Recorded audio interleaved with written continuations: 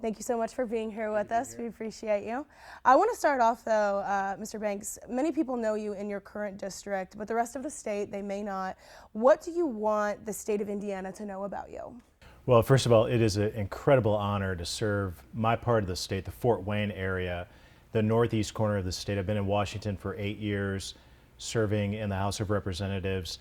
Before that, I served in the Indiana State Senate. I served my country in uniform in Afghanistan, proudly wore the uniform as a Navy Reserve officer. I love my state. I love my country. I have 3 daughters, 15, 13, and 11 years old, so we're a busy house, but my family, my wife and I, we're proud to serve our state and our country, but we're concerned about where the country's going. And will the same American dream that I've lived as the son of a factory worker who grew up in a trailer park be there for my daughters to succeed and do even bigger and better things than what I've been able to do?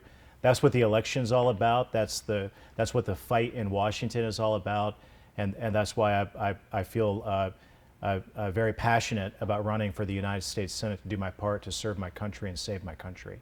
When did you first find yourself interested in politics? Was it that servant's heart when you first were serving in the military, or? I didn't come from a political family. My mom and dad, frankly, hated politics. So my dad is a retired union factory worker, probably voted Democrat more all of his life than he voted Republican. That's changed now as the Republican Party represents working class values better than the Democrat Party does. So my dad's become a Trump Republican, but most of his life he was a union Democrat. So politics wasn't something that, we didn't come from politics. We didn't come from a lot. In fact, when I was a kid growing up and running for office, that was something that we didn't think that we could do or that we were allowed to do because we didn't come from a rich or powerful family. But I went to college at Indiana University.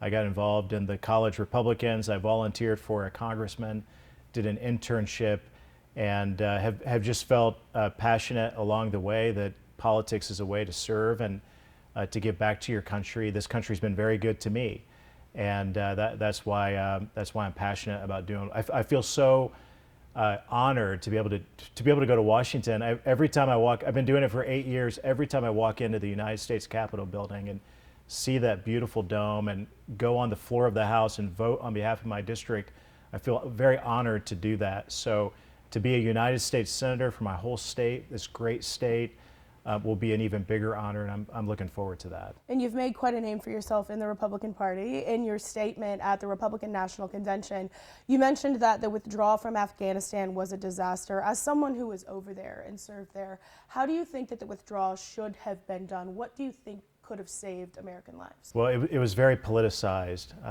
Joe Biden and the Biden administration rushed it.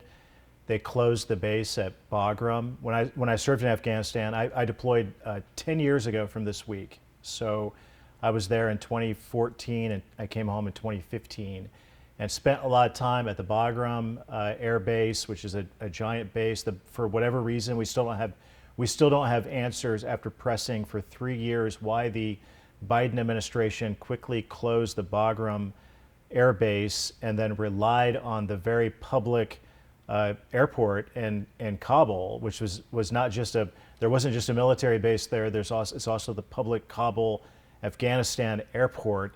The Abbey Gate is right outside of that airport, and I used to do convoys from the base where I was on to that area. I know the Abbey Gate very well, and it was foolish to close Bagram and then rely on a very crowded public area where these 13 heroes died.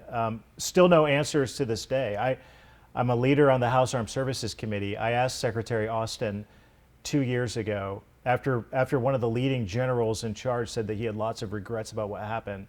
I asked Secretary Austin, do you have any regrets about what happened in Afghanistan? He said that he had no regrets, and that sums up the attitude of the Biden-Harris administration. They have no regrets about what happened in Afghanistan. They pulled the rug out from the situation and caused a very deadly scene where we needlessly lost the lives of 13 of our heroes. Really proud this week that in a bipartisan way, the House of Representatives offered a congressional medal to all of the, posthumously to all of the families on behalf of their 13 loved ones to honor them for their service to our country, the ultimate sacrifice. But it didn't have to happen that way. In fact, President Trump, when he was in office and was preparing to leave Afghanistan, was prepared to leave it with a light footprint of special operation forces who would keep control to prevent something like that from happening. Instead, the Biden administration just pulled the rug out. They blamed everybody but themselves, and to this day, no one's ever been held accountable. You've obviously been very critical of the Biden administration, calling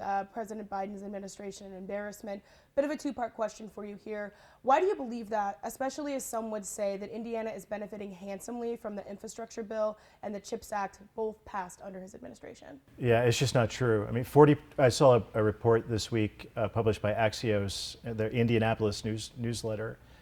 42% of Hoosiers today say that they're living paycheck to paycheck, that they're feeling the pinch of inflation. And inflation is caused by big spending, by a lot of these massive spending programs were passed just by one party, with Joe Biden signing it into law.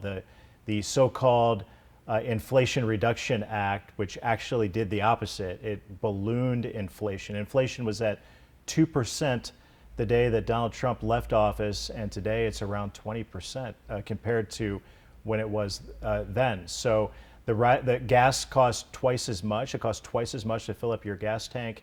Hoosiers are feeling it because Hoosiers are hardworking, working class people, families all over the state, and they know they're not better off today than what they were before. So, and on top of that, when I say the Biden administration is an embarrassment, the weakness that Joe Biden as commander-in-chief has projected around the globe is why Putin invaded Ukraine on Biden's watch, because he projected weakness and knew that there wouldn't be consequences for doing that from the United States of America. He didn't fear America in the same way that he did when Donald Trump was president. China is continuing to steal our jobs. They steal our intellectual property. They steal our military secrets, and they're never held accountable for it. Right now you have in the Middle East, I was just in the Middle East last week, and you have groups like ISIS and Hamas and Hezbollah. The Houthis are firing, using our ships as target practice, and they're never held accountable for it because they sense American weakness and they know they can get away with it. That weakness on the world stage is embarrassing. But would you admit that the infrastructure bill, as well as the CHIPS Act, are bringing jobs to Indiana? No, I wouldn't admit that. No, and really, why I not? don't believe that there's any evidence that shows that that's the case. The so-called infrastructure bill really had very little to do with roads and bridges and true infrastructure, and was a lot more about the Green New Deal. I mean, that's really what it was. It was the Green New Deal and subsidizing electric vehicles and electric vehicle charging stations and things like that. And so little of it ended up going to roads and bridges. It wasn't something that I could vote for, especially if you consider that right now we have every 100 days we add $1 trillion to our national debt. And it's because of boondoggle spending bills like that are going to, at the end of the day, the national debt at $35 trillion, and every 100 days adding another $1 trillion to the national debt because of these spending bills, is going to cripple our kids' future in this country. And that's what I'm most concerned about. What would you say to communities like Kokomo, though, where I was just at a couple months ago, that are celebrating, the infrastructure bill, which is bringing these EV jobs to Kokomo, one of the most dying towns in Indiana before? I love Kokomo. Spent a lot of time there. The mayor of Kokomo was one of my first supporters in my campaign. And he knows that I vote against wasteful spending bills that add trillions of dollars to the national debt. So there are a lot of reasons that Kokomo is booming. It's because of the leadership of the mayor and others there who are working hard to make it a better community and to attract good paying jobs. Indiana is a manufacturing state. And when we hold China accountable and put tariffs on China and sanction China for what they've done to America's economy, that means manufacturing jobs that have gone overseas are going to come back home. And that's what I'm focused on making sure happens. Do you think that Biden should step down? You've been pretty critical of him. Do you feel that he's unfit to serve since he stepped away from his candidacy for president? Well, we have an election in less than two months. I have lots of concerns about Joe Biden being the commander-in-chief and what that projects to our adversaries, like Putin, like Chairman Xi in China, like the Iranian proxy groups that are attacking Israel and attacking Americans in the Middle East, like Kim Jong-un. They sense American weakness. They know that there's really, when they look at the White House, they know the lights are on, but nobody's home, and they project that weakness and know that they can get away with more. So, but we have an election right in front of us. I'm very focused on that, obviously running for the United States Senate to be Indiana's next senator, and then doing everything that I can to help Donald Trump to get back to the White House, to get the policies that put America back on top for the 4 years that he was in the White House, to put those policies back in place. Earlier in the interview, you mentioned that you've served in Congress for about 8 years. Why do you want to be Indiana's next senator, and what issues will you focus on if Indiana makes you the next senator? Yeah, there's just, when you're a senator, you're one of 100. There's so much more that you can do to advance an agenda and put your state first, put Indiana first. And I think it's a few things right off the bat. One, we have to secure the border. In Indiana, fentanyl is the leading cause of death of Hoosiers my age, of working age, who are eligible to serve in the military. It is killing our population. It's a drug epidemic that is affecting our entire state. I visit communities all over this state, big and small, and drugs are a crisis that every mayor and commissioner and community leader talks about, and so much of it's flowing over a wide open border. So we got to secure the border. It's not just drugs. We now have, some estimates of 15 to 20 million illegals who have come into our country because of the wide open border. We have gangs and crime coming into our country over the border, and we got to do something to fix it. Go back to the policies like that Donald Trump had in effect. Build the wall, the Remain in Mexico policy. So if you come here and you get caught, you get sent back to the other side of the border. That was a deterrent. That's why the numbers were so low when Donald Trump was in office. We have to secure the border. And then we got to hold China accountable. All that fentanyl, by the way, that I was talking about, is the ingredients of fentanyl that floods over our southern border with the Mexican drug cartels trafficking it into the country, is made in China. China is an enemy of the United States of America. They steal our jobs. They gave us COVID. They steal our intellectual property. And we had Donald Trump was the first president, Republican or Democrat, who held China accountable. Now we have a president who's weak on China. We got to go back to tough on China policies. That's good for our jobs, good for our economy, good for our workers.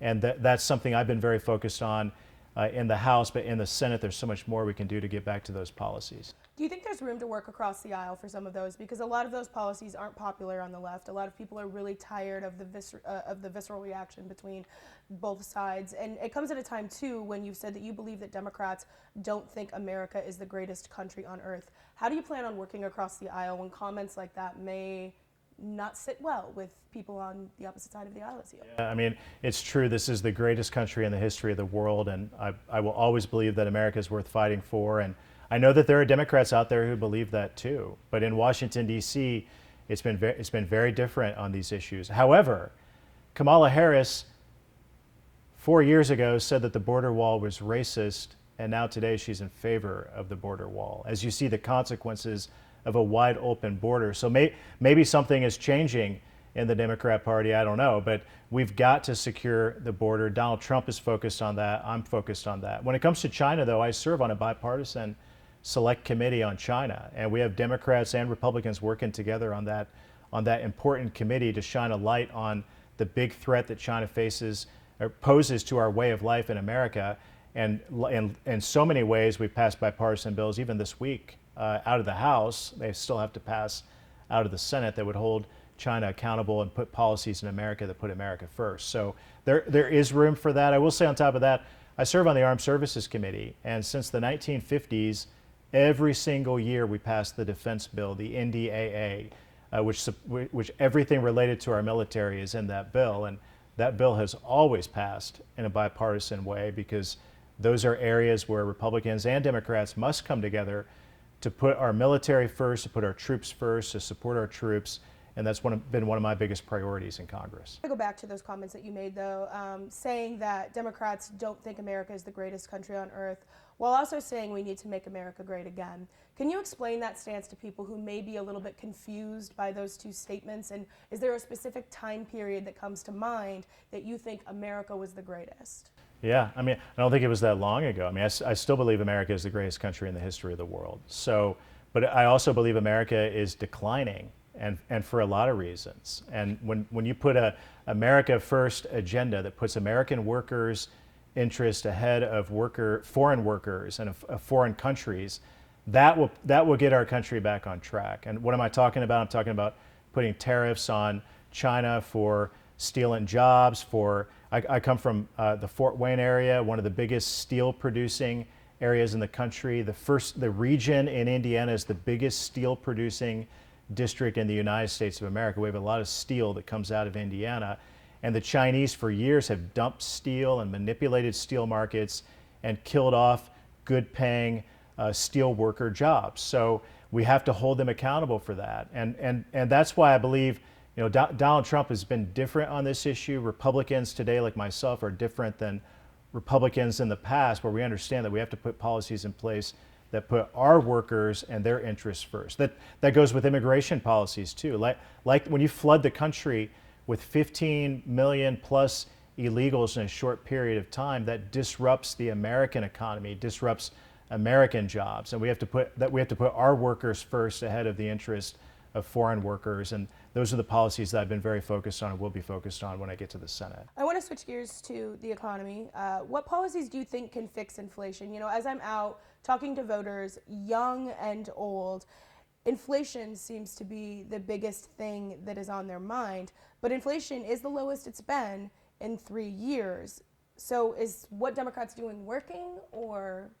It's still really high. And that, like I said before, 42% of Hoosiers, by the way, the most in the Midwest, if you look at these statistics that came out of Axios earlier this week, by 5 or 6 percentage points more than any other state in the Midwest, Hoosiers are saying that they're living paycheck to paycheck, that they're feeling the pinch of inflation. So the numbers might have, the increases might have decreased, but that doesn't mean that inflation has gone down. It doesn't mean that inflation is better than what it was 4 years ago before Joe Biden and Kamala Harris were in the White House. But at the end of the day, inflation is caused by spending. And when the federal government spends $35 trillion in debt every 100 days, another $1 trillion added to the national debt, that drives inflation. It's why my whole time in Washington, whether we had a Republican president or a Democrat president,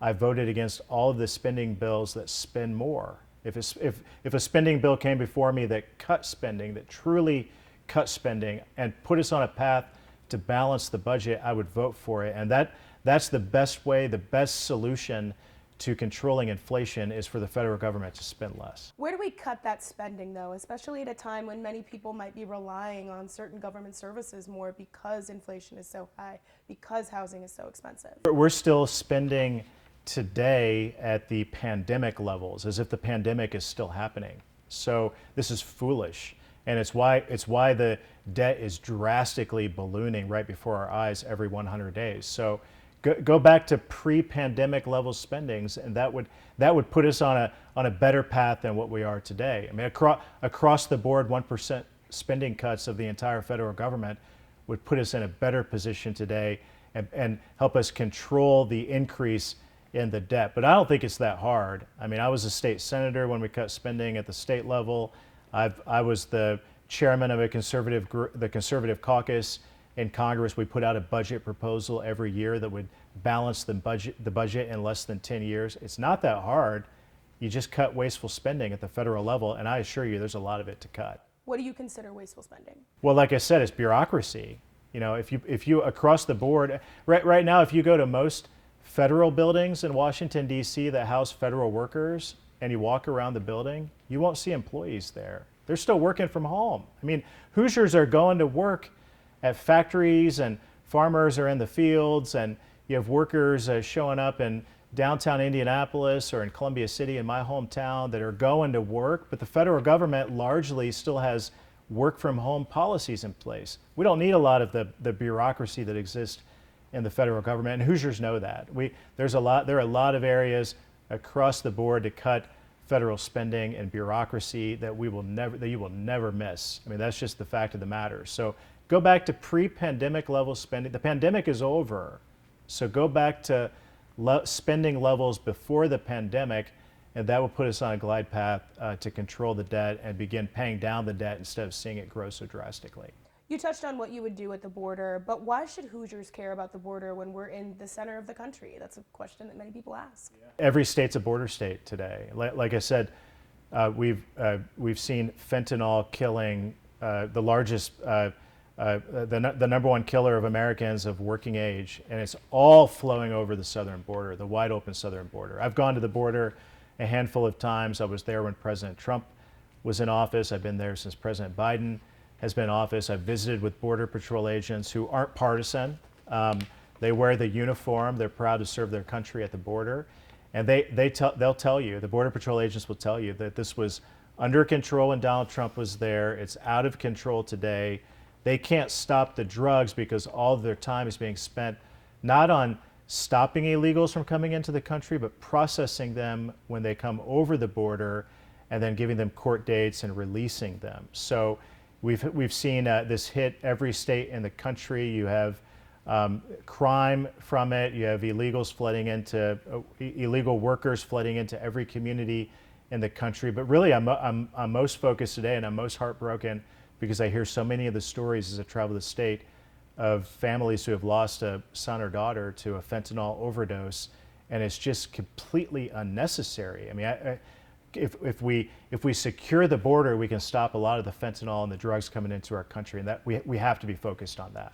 Another really big topic is housing, especially as I'm speaking to younger voters, millennials like myself. They're concerned about being able to even afford rent. They may feel like they're never going to be able to buy a home.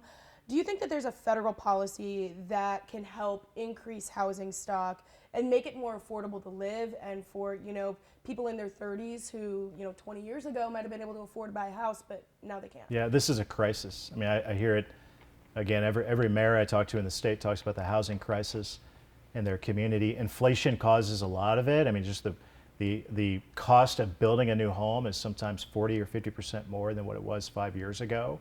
And then rent is higher. And one of the drivers of not just the inflation that drives higher rent, but when you flood the country with 15 to 20 million illegals, where are you going to house them? Where are they going to live? And do you think that's the main issue, though? I think that's a big driver of it. I think that's one of the one big cause. I think inflation is the biggest cause of the housing crisis. So cut regulations on building new homes. I mean, so many of the administrative rules that come out of federal departments that make it harder to build a new home. Those regulations cost. Because of the housing crisis, I've met with home builders all over the state of Indiana, the men and women who own the companies who build homes, and they talk about how much more it costs. When the federal government puts a regulation in place on something related to building a new home, that gets passed on to the consumer, the person who's paying the home builder to build the home. So that's why that's one of the reasons that the prices of building a new home in Indiana is going up. So it's something that I think in bringing down inflation, again, bringing down the national debt rather than growing it, cutting regulations at the federal and state level will go a long way to solving the housing crisis. And then the issue of illegals coming into our country and housing them and what that does to rent is another part of the equation. What about large corporations buying up single-family homes? That's something that you hear from both sides of the aisle. I hear Republican mayors talk about it. I hear about Democratic mayors talk about it. Is that a federal level issue, you think, or does that need to be done on the state level? Do you think there's something that can be done to help in that situation? Yeah, I think both. It's something that at the state level, working with the federal level to control that, to stop even foreign companies coming in. I mean, China has bought a lot of our farmland. The state legislature last year banned the Chinese from buying farmland in the state of Indiana. That was a good move. But you have foreign companies and corporations coming in, and hedge funds coming in and buying a large number of homes too as investments, and that's something that we should absolutely work together with the state level to fix. The last topic I want to touch on is abortion. It's one of the biggest topics during this election cycle. Do you support a national abortion ban? Indiana was the first state in the country that passed a pro-life law after the Dobbs decision. Roe v. Wade was struck down. The Dobbs decision became law, deferred to the states. Indiana passed a strong pro-life law. I have a strong pro-life record in Washington, D.C. and Congress and at the State House. You know, I did vote this Congress for a bill that would save babies after a failed abortion. That's one area where I think the federal government could act. And I think you could look at other proposals too. There are many different proposals that different members of Congress have introduced over the years that I've supported.